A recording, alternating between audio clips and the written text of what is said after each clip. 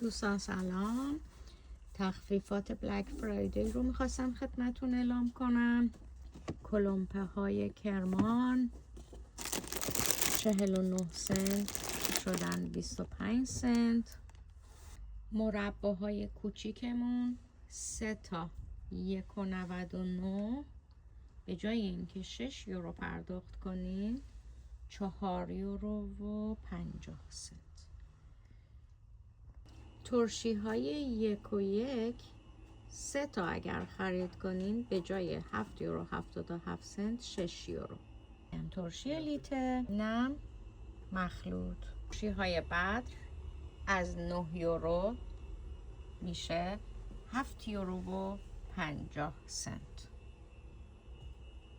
ترشی های گلافرین از 6 یورو میشه 4 یورو و 50 سنت.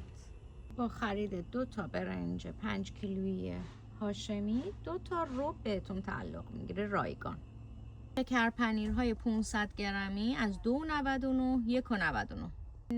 نقل تخم گشنیز، نقل بهار و نقل بادام 10 یورو 47 سنت 6 یورو اگه 3 تا بخرید. شکر پنیر نعنا و ساده 1 کیلویی به جای 4.99 2 یورو 99. توی ترش و شیرین 2.99 شده 1.99.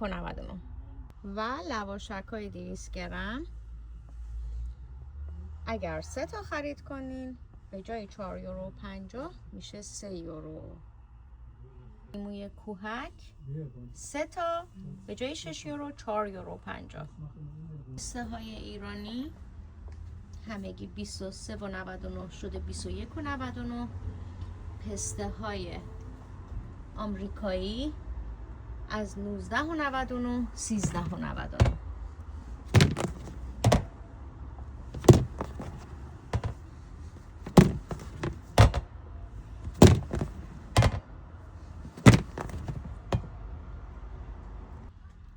تخمه های ایرانی اگر 2 تا خرید کنین به جای 9 یورو 8 یورو. این مدل هم هست. آجیل سلامت از 2.99 1.99. سه برشته از 2.99 1.99. سنجد از 2.49 1 یورو 49 سنت. 500 گرمی 3.99.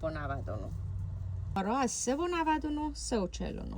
زیر دیدارتون هستیم.